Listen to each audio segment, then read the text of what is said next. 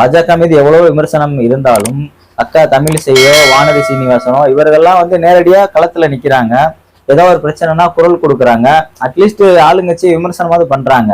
ஆனா நிர்மலா சீதாராமன் அவர்கள் மக்கள் பிரச்சனைகள் குறித்து வந்து பத்திரிகையாளர்கள் கேள்வி எழுப்பும் போது வெங்காய விலை உயர்ந்துருச்சுன்னு கேட்டா நான் வெங்காயம் சாப்பிட்றது இல்ல, பூண்டு விலை ஏறிச்சுன்னு கேட்டா நான் பூண்டு சாப்பிட்றது இல்ல, தக்காளி விலை ஏறிச்சுன்னா நான் தக்காளி சாப்பிட்றது இல்லை, இந்த மாதிரி ஒரு மக்களோட வலியை கூட புரிஞ்சுக்காம அவர்களோட உணர்வுக்கு மதிப்பளிக்காம ஒரு வெறுமனேன்னு வந்து ஒரு எகத்தாளமா உட்காந்துட்டு பேசக்கூடிய ஒரு நபர்.